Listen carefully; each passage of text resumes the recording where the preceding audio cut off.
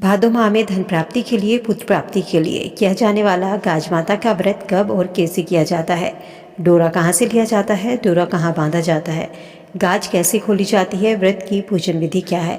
गाज माता की व्रत कथा क्या है? इस व्रत का क्या महत्व है? चलिए जानते हैं आज की इस वीडियो में। दोस्तों, गाज माता का व्रत भादो माह में किसी भी शुभ दिन या भादो माह के शुक्ल पक्ष की द्वितीय तिथि को करना शुभ होता है।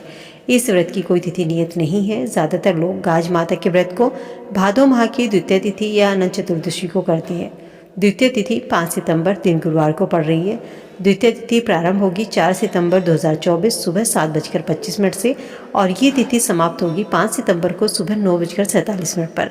इस व्रत को कोई भी महिला कर सकती है। यदि किसी के संतान नहीं है, संतान प्राप्ति के लिए, धन प्राप्ति के लिए, पुत्र का विवाह नहीं हो पा रहा, पुत्र विवाह के लिए भादो महीने का कोई भी शुभ दिन देखकर गाज माता का व्रत किया जाता है। गाज माता के व्रत में एक डोरा लेकर हाथ की कलाई में या चूड़ी में इसको बांधा जाता है। ये डोरा आप पड़ोस की किसी महिला से ले सकती हैं या फिर किसी बामनी से आप इस डोरे को ले सकती हैं, या आप खुद भी सफ़ेद रंग का कच्चा सूत लेकर उसका डोरा अपने हाथ की कलाई में बांध लें। शुभ दिन जैसे कि सोमवार, बुधवार, शुक्रवार, इस तरीके से वार देखकर ये डोरा बांधा जाता है। इसके रीति रिवाज सबके यहाँ अलग अलग होते हैं। कहीं कहीं पर इसमें भील भिलनी के साथ एक बालक बनाया जाता है। भील भिलनी के सिर पर टोकरी रखी जाती है। 7 जगह 4 पूरी हलवा रखा जाता है। एक कलश में जल भरकर उस पर सतिया बनाया जाता है। हाथ में गेहूं के दाने लेकर गाज माता की कथा सुनी जाती है। कथा सुनने के बाद जल से भरे कलश का सूर्य को अर्घ्य दिया जाता है और उसके बाद बड़ों के चरण छूकर उनका आशीर्वाद दिया जाता है। रात्रि में ब्राह्मणों को भोजन कराया जाता है, दक्षिणा दी जाती है। किसी के यहाँ पर गाज माता की पूजा में गजरोट बनाए जाते हैं। एक औरत के हिसाब से 2 गजरोट बनाए जाते हैं। ये गजरोट मीठे या फीके होते हैं। एक थाली में रखकर पूजा के पास रखा जाता है। वहीं सभी महिलाएं बैठकर गाज माता की कथा सुनती है और कथा सुनने के बाद व्रत का पारण करती है। जो हाथ में डोरा बांधा जाता है उसको खोला जाता है और बोला जाता है कि गाज खोलूं काहे पर, धन दौलत पर, सुहाग पर, बच्चों पर। ऐसा घर की महिलाएं एक दूसरे से मिलकर कहती है। इसके बाद इस डोरे को खोलकर किसी मिट्टी में या गोबर में दबा दिया जाता है और कथा सुनने के बाद गजरोट का कहाकर व्रत का पारण किया जाता है। गजरोट का एक छोटा सा टुकड़ा तोड़कर सबसे पहले उसे निगला जाता है।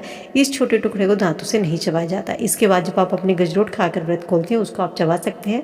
कथा सुनते समय थोड़े से गेहूं भी रखे जाते हैं और ये गेहूं बामनी को दिए जाते हैं। आपके यहाँ किस तरीके से होता है कमेंट सेक्शन में कमेंट करके ज़रूर बताइएगा। चलिए अब जानते हैं गाज माता व्रत की कथा क्या है। भादो के महीने में बामनी गाज का डोरा लेकर आती है। बामनी राजा नल की पत्नी से कहती है, गाज ले लो रानी। रानी कहती है, ये गाज क्या होती है, कैसी खोली जाती है? तब बामनी रानी से कहती है, 1.25 सेर आटे के 2 गजरोट बनाए जाते हैं। व्रत खोलने के बाद उनको खाया जाता है। रानी कहती है, 1.25 पान का बीड़ा तो मुझसे खाया नहीं जाता, 1.25 पाव के गजरोट कैसे खाऊंगी? इतनी बात सुनकर बामनी रानी के यहाँ से चली जाती है। अब बामनी के जाते ही राजा नल के घर गरीबी आ जाती है और एक दिन राजा रानी से कहता है, रानी देश छोड़कर प्रदेश भीख मांगने चलते हैं। तब राजा रानी देश छोड़कर प्रदेश चल देते हैं। पहले राजा अपनी बहन के यहाँ जाता है।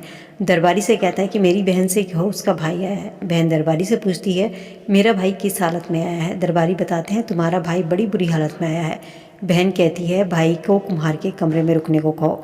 फिर बहन भाई से मिलने जाती है। तब वह थाली भरकर हीरे जवाहरात मोती लेकर जाती है भाई को देने। तो थाल में भरे हीरे जवाहरात मोती राख हो जाते हैं।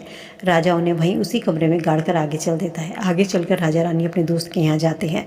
दोस्त से कहता है कि देख तेरा दोस्त आया है। तब दोस्त राजा से कहता है, महल में रुकने को कहता है और आधी रात के समय रानी खूंटी पर देखती है, वहाँ एक सोने का हार लटका था और खूंटी उस हार को निगले जा रही थी। तब रानी राजा से कहती है कि राजा हम यहाँ से चलते हैं वरना ये हार हमें चोरी लग जाएगा। राजा और रानी वहाँ से चल देते हैं। चलते चलते रास्ते में राजा रानी को भूख लगती है। तब राजा कहता है कि मैं तालाब से मछली पकड़ कर लाता हूँ। जब राजा मछली पकड़ने जाता है तो सारी मछली तालाब में सरक जाती हैं। तीतर पकड़ने जाता है तो वो भी उड़ जाते हैं। चलते चलते राजा तेली के यहाँ पहुँचते हैं। जाकर तेली के यहाँ नौकरी करते हैं। फिर भादो महीने बामनी तेलन के घर गाज लेकर आती है। रानी बामनी से फिर कहती है, हमें गाज दे दो। बामनी कहती है, रानी 1.25 पान का बीड़ा तुमसे खाया नहीं जाता तो तुम गजरोट कैसे खाओगी? रानी को गाज नहीं मिलती। तब रानी कंबल से एक धागा निकालती है और उसको अपनी चूड़ियों में बांध देती है और तेलिन से कहती है, आज तो मुझे जौ के बदले गेहूं और तेल दे दो।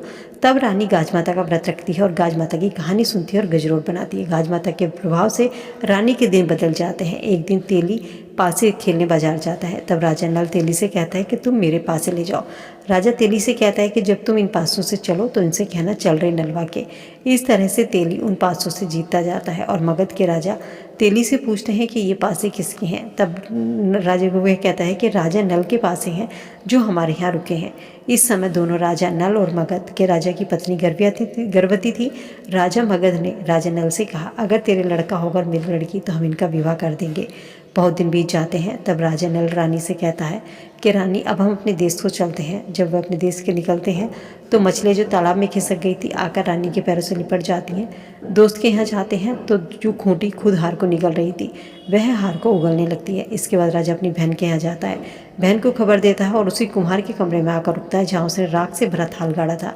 उस थाल को निकालता है तो वह थाल फिर से हीरे मोती जवाहरात से भर जाते हैं। अब राजा खुशी खुशी अपनी नगरी पहुँचता है और हंस सुखीपूर्वक रहने लगता है। तो हे गाज माता, जैसे आपने राजा नल पर कृपा की, जैसे आपने उनके दिन बदले, ऐसे ही कृपा आप सभी पर करना। जैसे आपने उनको धन दौलत दी, संतान दी, ऐसे ही निसंतान को संतान, निर्धन को धन देना।